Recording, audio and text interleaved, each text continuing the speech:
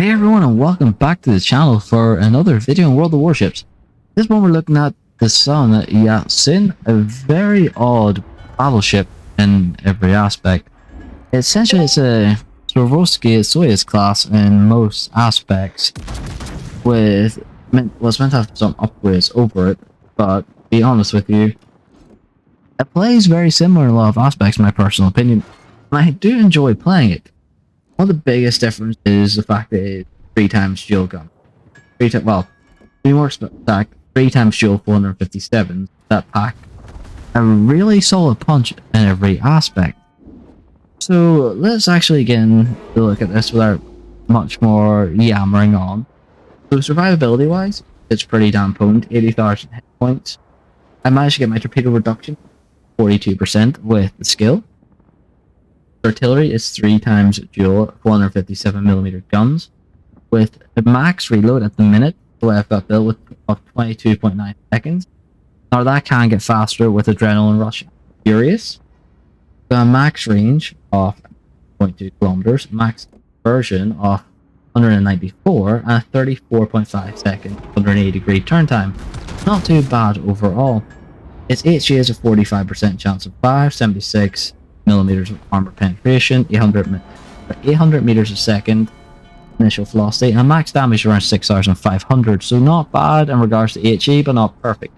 Pretty good at beating destroyers. The AP is pretty damn impressive with 14,500 damage, so 14,500 damage. That's for AP, so yeah, you've got quite a damn good broadside if you can get all guns on target to do max damage, so the potential of about 80,000 if you get all guns on target. They all hit the mark and they all penetrate properly and hit the citadel or do max damage, so yeah, pretty damn potent. 800 meters a second in. You do get 6 dual 152 secondaries, but they're pretty disparate, to be honest with you. You get 2 attack flights off the Kawasaki H6Ks, so not too bad in regards to ASW, 10k range, 2k HP per aircraft. You get 1 plane per flight and get 2 attack flights, and each plane drops 2 bombs with a max damage of 4,200. So yeah, not bad at all. Its AA, a bit mediocre. Not the strongest, but it's not the worst. It does get defensive AA, so it does have that help as well. So you get 8 times dual 57s, 4 times quad 57s, and you get your dual purpose 152s for continuous damage of around 270-ish. Damage by shell explosion 1,680, 35% sector reinforcement and fire range 5.8k. But as I said, you do get defensive AA, so you can give a nasty buff to its AA. Maneuverability leaves much to be desired. Rudder shifts 14.9 seconds. Turning circle radius 950. Max speed 29.4 knots with a speed flag. So yeah, not the most impressive. I've got concealment down to 15 kilometers so far. However, you can push it further with skills and with lovely module if you really want to go to. So you can do that. So 15 kilometers detectability by sea, 11.7 by depth, 11.7 by air as well, and assured. It's definitely one of them weird ships, to be honest with you. Like, they're rounded up. It's got strong armor, a solid HP pool, very large caliber guns, decent ballistics, firing angles are not bad at all, but it is still only a 6-gun battleship. Rudder shift time it's good for a battleship, but not the best. And the fact you do get access to defensive fire. However, if you overexpose, you do get very heavily punished due to the exposed citadel, and you've got extremely low gun count, which means the salvos at range can be very agitating because they look good and then you realize they're piss poor. She is one of the slower battleships as well, and the concealment is pretty piss poor on her, same as the turning circle, and you've got quite a short firing range of 19.2 kilometers, so yeah, it's not too bad. It is best played at medium range in every aspect. It means you can angle her decently, and it means you can get the most out of your dispersion and hopefully deal quite potent damage. Sitting at long range doesn't always work. However, if you get too close with her exposed citadel and permanent maneuverability, you will get punished. You really will get punished for it. But it's not bad. It's slightly different in the Soyuz in the aspect that it is close to mid-range, and that is because of a unique Russian dispersion. Well, it's a unique Chinese dispersion, but still a Russian battleship, basically, in every aspect. It's a weird one that way, but definitely it is effective at most ranges due to that, and it can be quite forgiving. However, you don't want to keep messing up, and the main reason it's only forgiving is the fact that it does have quite a fast damage control team, as well as the fact that it has quite a large HP pool for a tier 9.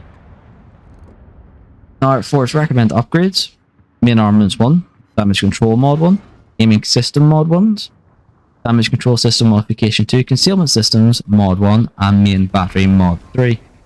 Probably the best way to have it optimally configured to try and reduce that their lovely detectability on her. Now, emergent repair specialist is definitely quite a helpful one. You want to enhance that repair party as much as possible. The brisk is also not a bad choice. It gives it a wee bit more speed. However, grease the gears is same game, not a bad choice. Same with adrenaline rush. However, for tier 4, it really is contested between your lovely emergency repair expert, concealment, and fire prevention. Personally speaking, I prefer emergency repair at the start, then I'll be going for concealment. But that's my personal choice on. Damage control wise, you get an enhanced, well, I shouldn't say enhanced, you get a fast damage control, which is pretty damn good actually. So it's got a 16.5 second activation time and a 77.6 second cooldown time, which is not too bad at all actually. You do get 4 repair parties and 3 defensive AA, however you can increase that with skills. So not too bad overall. Definitely some of the major flags you want to take is the Juliet Charlie. You definitely want to mitigate that lovely risk of explosion. Juliet Yankee Bisto. India Yankee. Hotel Yankee. Hotel Yankee. India Delta. And you can't be bad to Sierra Mike as well to get that wee bit of speed boost. But is she worth picking up? Is she worth the money? I'll be honest with you. She's okay. She's essentially a slightly different Soyuz. If you enjoy playing the Soyuz, yeah, go for it.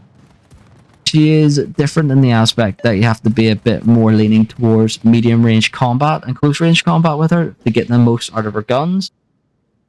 But at the same time, you've only got 6 guns. You lose a gun or it gets knocked out, you lose quite a considerable amount of your firepower. And the fact that your Citadel is exposed in a lot of ways, you have to be so careful at your close range fights. However, mid-range, she does excel very well at, in my personal opinion. But I digress on that one. I do feel that if you do get the chance to, and you do get her either through a crate or through the event, aka buying your way up, it is not a bad choice because you do get, I think, about 6,000 doubloons back and a pile of other resources and crates, so it's not too bad that way. Got another free cruiser from it. So, is it worth your time? Well, I shouldn't say worth your time. Is it worth your money to get? Yeah, I thought so. I thought she was quite enjoyable to play. I thought she was quite odd in how she handled. Definitely wasn't the American or British style of battleship I was used to handling.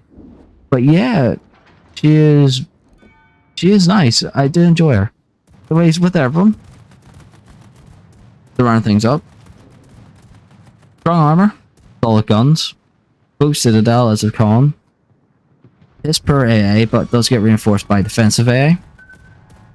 And she has a low counter guns, which can lead to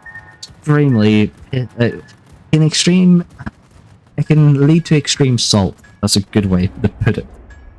So with everyone, if you want to get her, go for it. 100% go for it.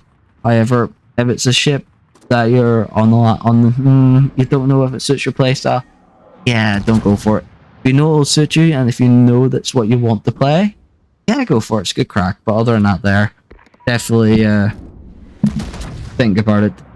I definitely think though she is worth it with the event on, because you do get like 6k doubloons back and a shit ton of other stuff, so I do think it's worth it that way, but just straight out banger for the same price, yeah, not a chance.